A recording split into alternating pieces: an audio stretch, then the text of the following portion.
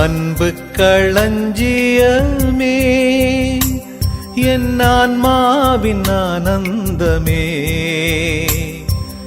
இன்பத்தின் ஊரணியே, என் இயேசுவின் இருதயமே. அன்பு களஞ்சியமே.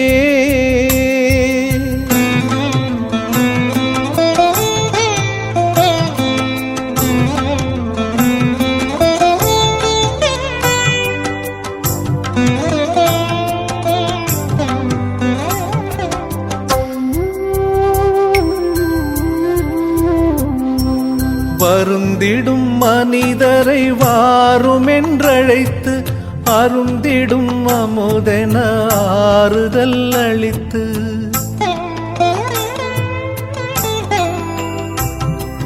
வருந்திடும் மனிதரை வாருமென்றழைத்து, அருந்திடும் அமுதென ஆறுதல் அளித்து, இருதயம் மகிழ்ந்திட முகம் காட்டும் அன்பு களஞ்சியமே, என் ஆன்மாவின் ஆனந்தமே, இன்பத்தின் ஊரணியே, என் இயேசுவின் இருதயமே.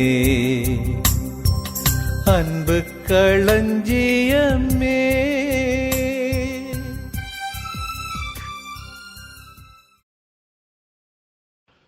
ஜூன் மாதம் 19ஆம் தேதி, பொது காலத்தின் 11ஆம் வாரம், வியாழக்கிழமை. முதல் வாசகம் கொரிந்தியருக்கு எழுதிய 2ஆம் திருமுகத்திலிருந்து வாசகம். அதிகாரம் 11, இறைவசனங்கள் 1 முதல் 11 முடிய. சகோதரர் சகோதரிகளே, என் அறிவினத்தை நீங்கள் சற்று பொறுத்து கொள்ள வேண்டும். ஆம், சற்றே பொறுத்து கொள்ளுங்கள்.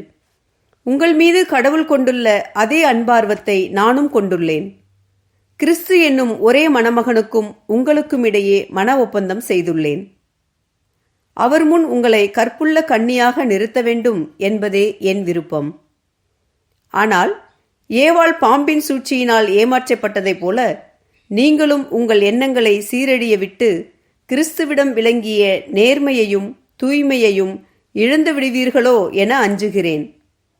உங்களிடம் யாராவது வந்து நாங்கள் அறிவித்த இயேசுவை தவிர வேறு ஓர் இயேசுவை பற்றி அறிவித்தால், அல்லது நீங்கள் பெற்ற தூய ஆவியை தவிர வேறு ஓர் ஆவியை பற்றி பேசினால், அல்லது நீங்கள் ஏற்ற நற்செய்தியை தவிர வேறு ஓர் நற்செய்தியை கொண்டு வந்தால், நீங்கள் அவர்களை எளிதாக ஏற்றுக்கொள்கிறீர்கள். இப்படிப்பட்ட மாபெரும் திருத்தூதரை விட நான் எதிலும் குறைந்தவன் அல்லேன் என்றே கருதுகிறேன்.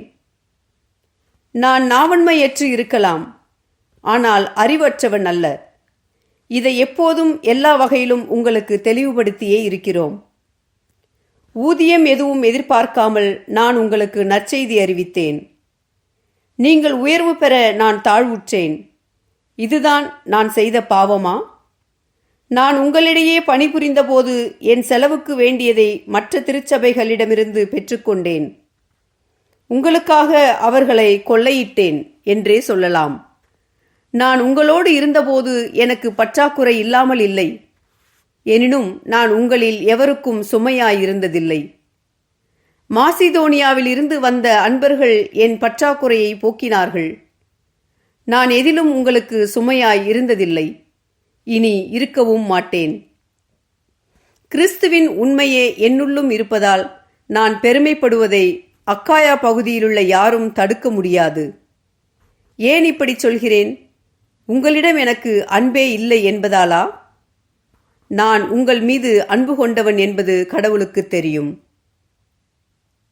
ஆண்டவரின் அருள்வாக்கு. இறைவா, உமக்கு நன்றி. நற்செய்தி வாசகம். புனித மத்தேயு எழுதிய தூய நற்செய்தியிலிருந்து வாசகம். அதிகாரம் 6, இறை வார்த்தைகள் 7 தொடங்கி 15 முடிய. அக்காலத்தில் இயேசு தம் சீடரை நோக்கி கூறியது: நீங்கள் இறைவனிடம் வேண்டும் பொழுது பிற இனத்தவரைப் போல பிதற்ற வேண்டாம். மிகுதியான சொற்களை அடுக்கிக் கொண்டே போவதால் தங்கள் வேண்டுதல் கேட்கப்படும் என அவர்கள் நினைக்கிறார்கள். நீங்கள் அவர்களைப் போல் இருக்க வேண்டாம். ஏனெனில் நீங்கள் கேட்கும் முன்னரே உங்கள் தேவையை உங்கள் தந்தை அறிந்திருக்கிறார். ஆகவே நீங்கள் இவ்வாறு இறைவனிடம் வேண்டுங்கள். விண்ணுலகில் இருக்கிற எங்கள் தந்தையே, உமது பெயர் தூயதென போற்றப் பெறுக. உமது ஆட்சி வருக. உமது திருவுளம் விண்ணுலகில் நிறைவேறுவது போல மண்ணுலகிலும் நிறைவேறுக. இன்று தேவையான உணவை எங்களுக்கு தாரும். எங்களுக்கு எதிராக குற்றம் செய்தோரை நாங்கள் மன்னிப்பது போல எங்கள் குற்றங்களையும் மன்னியும். எங்களை சோதனைக்கு உட்படுத்தாதையும், தீயோனிடமிருந்து எங்களை விடுவியும். மற்ற மனிதர் செய்யும் குற்றங்களை நீங்கள் மன்னிப்பீர்களானால் உங்கள் விண்ணகத் தந்தையும் உங்களை மன்னிப்பார். மற்ற மனிதரை நீங்கள் மன்னிக்காவிடில் உங்கள் தந்தையும் உங்கள் குற்றங்களை மன்னிக்க மாட்டார். ஆண்டவரின் அருள்வாக்கு. கிறிஸ்துவே உமக்கு புகழ். அன்புக்குரியவர்களே, தொடக்க திரு அவையின் வரலாற்று பின்னணியை பார்க்கின்ற பொழுது கீழ்கண்ட ஒரு பிரச்சனை அங்கு இருந்ததை நம்மால் பார்க்க முடிகிறது. அதாவது, புனித பவுலும் பர்னபாவும் நற்செய்தி அறிவித்த விதம் வேறு. பரிசேயர்களிலிருந்து கிறிஸ்தவர்களாக மாறியவர்கள் நற்செய்தியை அறிவித்த விதம் வேறு. இரு குழுக்களுமே இயேசுவை மையப்படுத்திய நற்செய்தியை அறிவித்தாலும் அவர்கள் நற்செய்தியை அணுகிய விதத்தில் ஒரு மாபெரும் வித்தியாசம் இருந்தது. யூத சட்டத்திட்டங்களில் மூழ்கி கிடந்த புனித பவுலடியார் கிறிஸ்துவின் பேரன்பினால் ஆட்கொள்ளப்பட்டு மனமாறியவர். எனவே மனமாற்றத்திற்கு பின்பு அவர் சட்டங்களை பின்னுக்கு தள்ளிவிட்டு கிறிஸ்துவின் பேரன்புக்கும் அவர் மீதான நம்பிக்கைக்கும் முக்கியத்துவம் கொடுத்தார். இதுவே அவரது நற்செய்தி அறிவிப்பின் சாராம்சமாக இருந்தது. ஆனால் பரிசேய கிறிஸ்தவர்களோ கிறிஸ்துவின் மீதான நம்பிக்கையை ஒரு பக்கம் வலியுறுத்தினாலும் சில யூத சட்டங்களுக்கும் மிக முக்கியமாக விருத்த சேதனத்திற்கு முக்கியத்துவம் கொடுத்தனர். பிற இனத்தார் ஒருவர் மீட்கப்பட வேண்டுமெனில் அவர் யூதர்களைப் போல விருத்த சேதனம் செய்து கொள்வது இன்றியமையாதது என்ற கருத்து கொண்டிருந்தனர். அதையே தங்களது நற்செய்தி அறிவிப்பாக கொண்டிருந்தனர். இந்த குழுவினருக்கு பின்புலமாக தொடக்க திரு அவையின் தலைவராக எருசலேமை தலைமையிடமாக கொண்டு செயல்பட்ட புனித யாக்கோபு இருந்தார் என்று ஒரு சில விவிலிய அறிஞர்கள் கூறுகின்றனர். புனித பவுலும் பர்னபாவும் தாங்கள் சென்ற இடமெல்லாம் முக்கியமாக பிற இனத்தாருக்கு கிறிஸ்துவின் மீதான நம்பிக்கையை மையப்படுத்தி தங்களது நற்செய்தி அறிவிப்பை மேற்கொண்டனர். அவர்கள் முன்பாக விருத்த சேதனத்தையோ அல்லது வேறு எந்த யூத முறைமையையோ நிபந்தனையாக முன்வைக்கவில்லை. ஆனால் பரிசேய கிறிஸ்தவ குழுவினரோ புனித பவுல் சென்ற இடங்களுக்கெல்லாம் சென்று கிறிஸ்துவால் மீட்கப்பட வேண்டுமெனில் அவர் மீது நம்பிக்கை கொள்வதோடு சில யூத முறைமைகளை, முக்கியமாக விருத்த சேதனத்தை கடைபிடிப்பது அவசியமானது என்பதை எடுத்துரைத்தனர். திருத்தூதர் பணி 15:1. அதாவது, பிற இனத்தார் விருத்த சேதனம் செய்து கொள்ளாமல் கிறிஸ்துவின் மீது நம்பிக்கை கொள்ள முடியாது என்பதை எடுத்துரைத்தனர். ஏற்கனவே பவுலடியார் அறிவித்த நற்செய்தியை கேட்டு அதில் நம்பிக்கை கொண்ட கொரிந்தியர்கள் இப்பொழுது இந்த குழுவினர் அறிவித்த செய்தியை கேட்டு அதையும் நம்பினர். இதுவே இன்றைய முதல் வாசகத்தின் பின்னணியாக இருக்கிறது. உங்களிடம் யாராவது வந்து நாங்கள் அறிவித்த இயேசுவை தவிர வேறு ஓர் இயேசுவை பற்றி அறிவித்தால், அல்லது நீங்கள் பெற்ற தூய ஆவியை தவிர வேறு ஓர் ஆவியை பற்றி பேசினால், அல்லது நீங்கள் ஏற்ற நற்செய்தியை தவிர வேறு ஒரு நற்செய்தியை கொண்டு வந்தால் நீங்கள் அவர்களை எளிதாக ஏற்றுக்கொள்ளுகிறீர்கள். இப்படிப்பட்ட மாபெரும் திருத்தூதரை விட நான் எதிலும் குறைந்தவன் அல்லேன் என்றே கருதுகிறேன் என்று சொல்லுகிறார். இது புனித பவுலுக்கும் புனித பெரிய யாக்கோபை பின்புலமாக கொண்ட பரிசேய கிறிஸ்தவர்களுக்கும் இடையே நிலவிய குளறுபடியை நமக்கு சுட்டிக்காட்டுகிறார். இந்த குளறுபடியை தீர்ப்பதற்காகவே எருசலேம் திருச்சங்கம் கிபி 70வது ஆண்டு கூட்டப்பட்டது என்பதை நாம் நினைவில் இருத்துவது அவசியமானது. திருத்தூதர் பணி 15வது பிரிவு. இந்த திருச்சங்கத்தில் விருத்த சேதனம் பிற இனத்தார் மீது சுமத்தப்படலாகாது என்ற முடிவும் எட்டப்பட்டது. அன்புக்குரியவர்களே, இன்றும் கூட பல்வேறுபட்ட நபர்கள் குழுக்களாகவும் தனி நபர்களாகவும் இயேசுவை பற்றிய நற்செய்தியை அறிவிக்கின்றனர். பெரும்பாலான பொதுநிலையினர் எல்லோருமே இயேசுவை பற்றி தானே அறிவிக்கின்றனர். நாம் எங்கு சென்றால் என்ன என்கிற மனநிலையோடு இது போன்ற பல்வேறு கூட்டங்களுக்கு செல்கின்றனர். புனித பவுல் இன்று நமக்கு சொல்லும் செய்தி, பலரும் இயேசுவை பற்றிய நற்செய்தியை அறிவித்தாலும் அதில் எந்த அளவிற்கு உண்மைத்தன்மை இருக்கிறது என்பதை நாம் தேர்ந்து தெளிந்து அதை ஏற்றுக்கொள்ள வேண்டும் என்பதாகும். தங்கள் சொந்த கருத்துக்களை கடவுளின் கருத்துக்களாகவும் சொந்த அபிலாஷைகளை கடவுளின் விருப்பமாகவும் போதிக்கும் அபத்தம் அதிகமாகிக் கொண்டிருக்கும் இக்காலகட்டத்தில் நாம் தேர்ந்து தெளியாமல் இப்படிப்பட்ட போதனையாளர்கள் பின்னே செல்ல ஆரம்பித்தோம் என்றால் நாம் பாம்பின் சூழ்ச்சியினால் ஏமாற்றப்பட்ட ஏவாளைப் போல இருக்கின்றோம் என்று புனித பவுல் எடுத்துரைக்கின்றார். ஜெபம்.